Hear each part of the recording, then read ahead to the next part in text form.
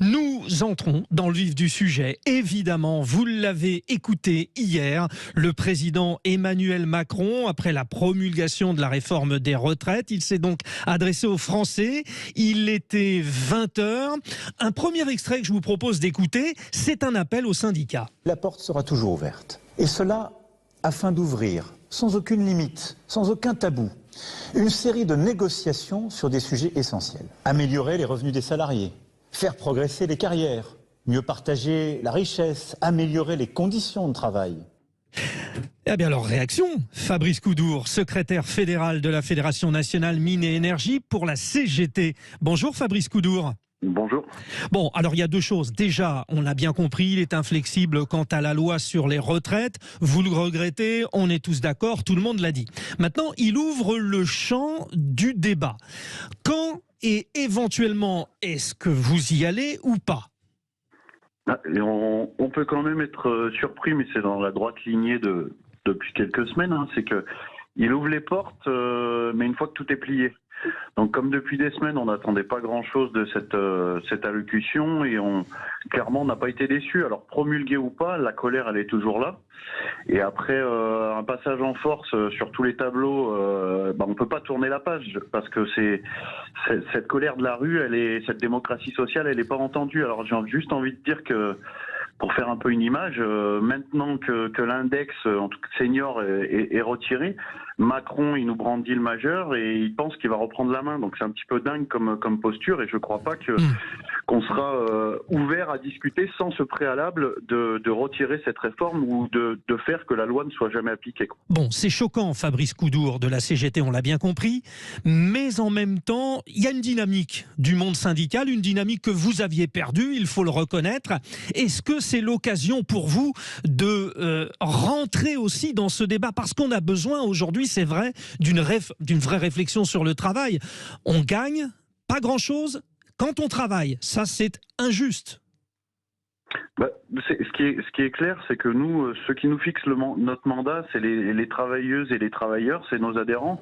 Alors, quelles que soient les postures à décider, on les décidera avec eux dans nos assemblées générales. Aujourd'hui, ce qui remonte majoritairement, en tout cas dans l'énergie, c'est que la lutte, elle est exemplaire et difficile depuis plus de 3 mois, mais grâce à la solidarité, en partie, la solidarité financière, mais pas que, la lutte, elle est loin d'être finie pour nous. Donc, on va peut-être rentrer dans une période d'espèce de guérilla, car les électriciens, les gaziers, les salariés de l'atome, mais j'ai envie de dire aussi tous les travailleurs sont partout, ils maîtrisent l'outil de travail. Donc pour nous, la bataille, elle n'est pas terminée. Contrairement vous vous sentez, voilà, c'est ça. Vous vous sentez très fort sur la possibilité de faire pression, ça c'est une chose.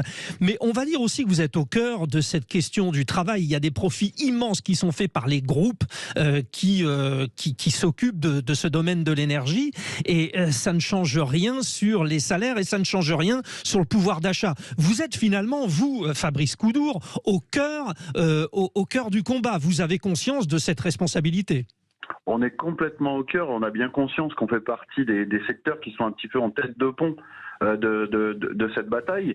La question de la répartition des richesses, de l'emploi, de la souveraineté énergétique, de tous les enjeux qu'on a à mener, c'est des vrais sujets et bien sûr qu'on sera ouvert le moment venu à échanger dessus, à mener de vraies concertations, mais pas simplement des concertations d'apparence, de l'information descendante où il faut être d'accord avec le président, mais au préalable, qu'on le veuille ou qu'on le veuille pas, les travailleurs de notre secteur, mais aussi plus largement les autres travailleurs sont contre cette réforme. C'est pour ça que nous on appelle à ces dates de la CGT du 20 et 28 avril de mobilisation à un grand 1er mai. Et surtout, au milieu de tout ça, on soutiendra toutes les formes d'action qui permettront de faire plier Macron pour que cette loi ne soit jamais appliquée. Bon, c'est le principe de ce rendez-vous. Vous appelez, vous les auditeurs de Sud Radio, au 0826 300 300 pour réagir. Fabrice Coudour est notre interlocuteur, vous l'avez compris, avec sa Fédération nationale des mines et énergie, CGT. Il est au cœur du combat. Je voudrais vous faire écouter aussi un autre extrait du président Macron hier. Cette colère, c'est aussi une colère parce que certains ont le sentiment de faire leur part, mais sans être récompensés de leurs efforts, ni en aide, ni en service public efficace. C'est toute cette colère que de très nombreux Français ont exprimé en manifestant, et pour l'immense majorité, dans le calme et le respect de nos institutions. Bon, Fabrice Coudour, CGT, vous prenez la balle au bon parce que c'est clair, il y a urgence finalement. Est-ce que vos administrés sont plus demandeurs de faire retirer cette retraite que de faire améliorer leur niveau de vie? Parce que c'est ça qu'il y a derrière. La principale préoccupation aujourd'hui, c'est le pouvoir d'achat. Ces deux sujets d'importance, maintenant, dès le début de cette bataille, nos adhérents, les grévistes de l'énergie, ont bien acté les choses en disant qu'ils se battraient pour l'intérêt général, pour le retrait de cette réforme. Effectivement, il y a des vrais besoins sur la question du pouvoir d'achat, mais pas que. Sur l'emploi dans le secteur de l'énergie, avec tout ce qu'on a traversé et le besoin de souveraineté énergétique et d'indépendance énergétique, il y a des vrais besoins. Mais reste quand même cette question de travailler 2 ans de plus, de la suppression des régimes spéciaux qui représentent le service public de l'énergie pour ce qui est du régime spécial des industries électriques et gazières. C'est des questions qu'on ne peut pas opposer, c'est des questions qui sont complémentaires, elles ont toute leur importance. Donc, voilà. Mais j'ai bien entendu, Fabrice Coudour, que vous avez précisé, finalement un peu comme la CFDT, avec qui vous faites partie de l'intersyndicale, que bon, il y a ce fameux délai de décence, ça ce sont les propos de la CFDT, et vous dites, je vais attendre le moment pour rentrer dans la négociation. Vous restez avec nous, Fabrice Coudour, des réactions, je le disais, au 0826 300 300, Jean-François nous appelle de Valence, dans la Drôme. Bonjour Jean-François, vous récupérez peut-être les arguments de Fabrice Coudour ou vous relativisez en fonction de la prestation du président de la République? Nous vous écoutons. Bonjour Jean-François. Oui, bonjour, merci de me donner la parole.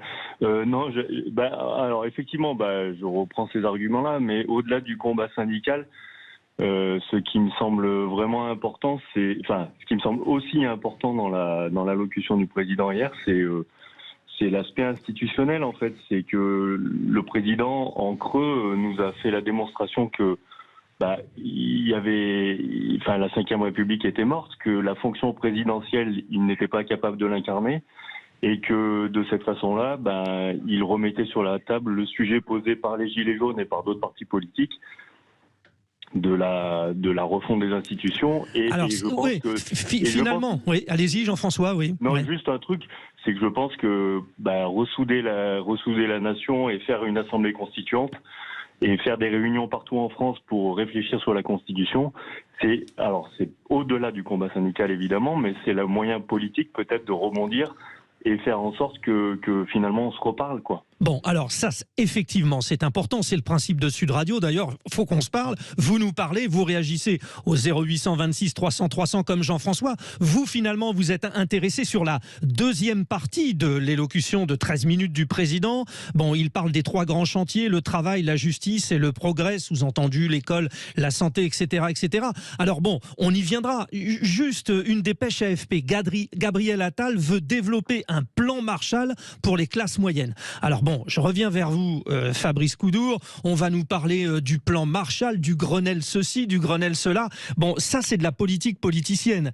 Finalement, le vrai contenu, le vrai débat, il faut le soulever. Et vous en avez la possibilité avec les syndicats.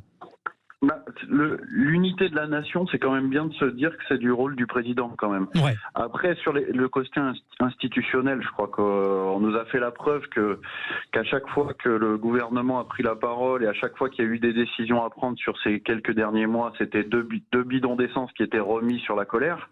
Je crois qu'il faut surtout avoir un courage politique de répondre à l'intérêt du pays, mais à répondre à l'intérêt des individus du pays, c'est-à-dire répondre aux intérêts des jeunes, aux intérêts des travailleurs, et pas simplement être mené par une politique politicienne, comme vous dites, qui se base sur des indicateurs ou sur un marché libéral ou sur des indicateurs financiers. On a besoin aujourd'hui d'espoir, on a besoin de pouvoir d'achat, on a besoin vraiment de choses qui répondent aux besoins de la population et qui répondent pas au marché marché du CAC 40 ou aux intérêts des banques. Donc, c'est très important ce que vous dites, Fabrice Coudour. J'ai l'impression que le rôle du syndicat reprend toute sa place dans le débat aujourd'hui et vous en êtes la preuve. Restez toujours avec nous. Autre réaction, 0826 300 300. On file à Beaucaire dans le Gard. Olivier, vous êtes retraité du BTP. Vous avez une question, je crois, pour Fabrice Coudour. Bonjour Olivier. Oui, bonjour. Oui, effectivement, parce que j'ai beaucoup écouté les syndicats.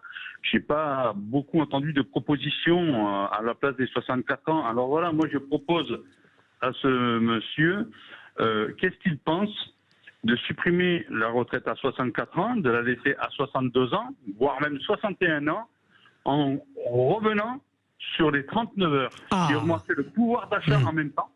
Et l'État serait gagnant puisque l'argent gagné, on dépenserait, on ferait de la TVA. Oui, alors vous rebondissez finalement sur ce qu'a dit le président Macron, c'est-à-dire qu'on ne peut pas passer outre cette réforme des retraites parce qu'on encourt des questions de déficit énormes. Sous-entendu, il faut produire. Vous dites produisons plus, mais pas 2 ans de plus, mais plus par semaine. Réaction tout de suite, Fabrice Coudour. Pour la CGT, les choses sont plutôt claires.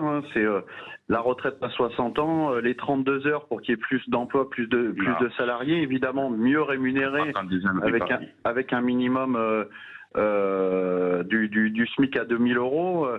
Tous des projets qui relanceraient aussi l'activité, mais au-delà de tout ça, il y a aussi une vraie reconnaissance qui est à poser autour de la pénibilité des emplois. Aujourd'hui, travailler avec la reconnaissance d'un certain nombre de tâches dites pénibles, c'est pas normal qu'on soit obligé de les mener tout au long d'une carrière sans qu'il y ait de bonification en fin de carrière.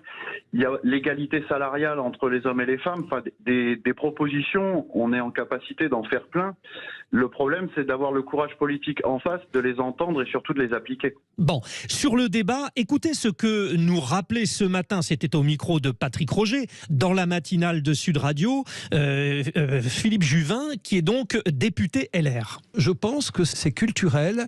Le président de la République continue à faire comme s'il avait une majorité absolue et qu'il n'avait en fait besoin d'aucune aide de personne. Si on veut faire progresser le pays, il faut accepter d'écouter ceux qui ne pensent pas comme vous.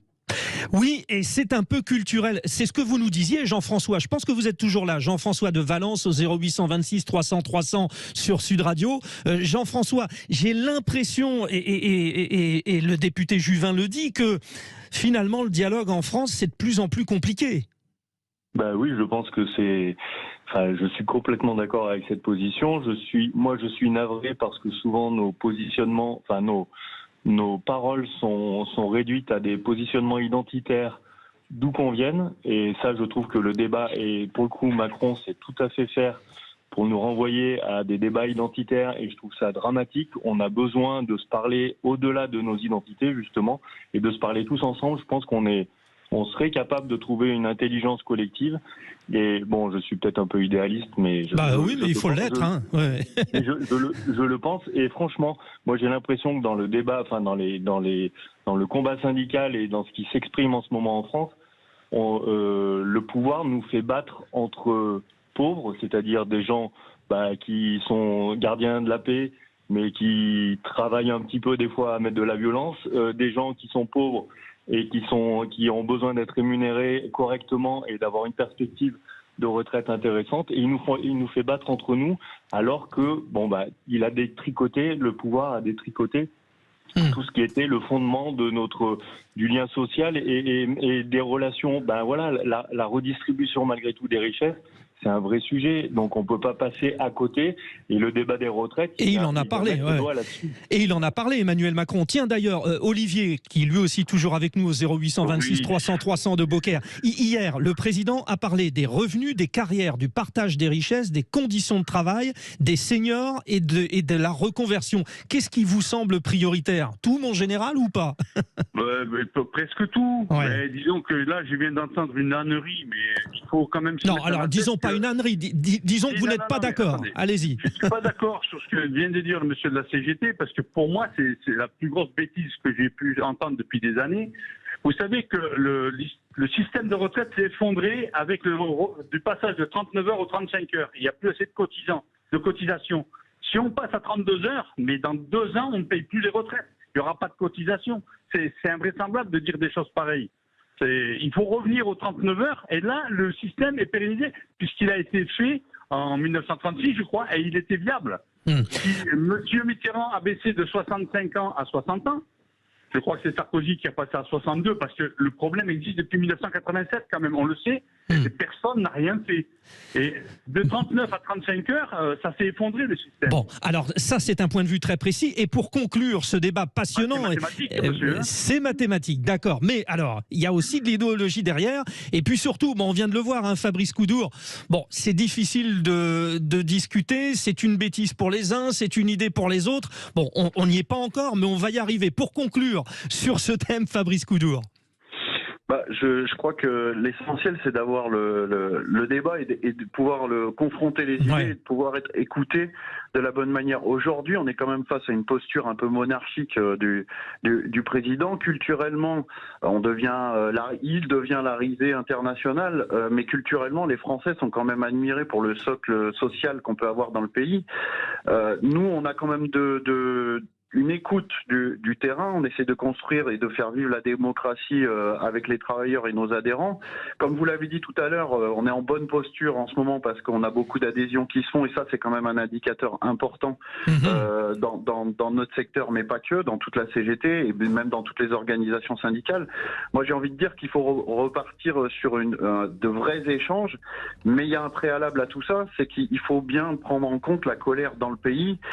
Sur tous les débats, il n'y a pas que des vraies solutions ou que des solutions consensuelles, mais on peut les trouver du moment qu'on s'écoute de part et d'autre. Et s'écouter, voilà, et se parler. Je vous coupe parce qu'il faut y aller, mais on serait resté des heures avec vous. Fabrice Coudour, secrétaire fédéral de la Fédération nationale Mines et Énergie CGT. Merci à nos auditeurs Jean-François et Olivier, respectivement de Valence et de Beaucaire. Ils sont intervenus au 0826 300 300. Vous pouvez intervenir pour le prochain sujet. L'homme passé à tabac pour s'être interposé lors d'un rodéo urbain à Brest s'exprime. C'était ce matin sur CNews. Nous allons l'écouter et nous allons revenir sur ce fléau qui repart au galop. Les fameux rodéos urbains, il y en a marre. On en parle avec la spécialiste, la députée Natalia Pouzyreff. A tout de suite, 0826 300 300.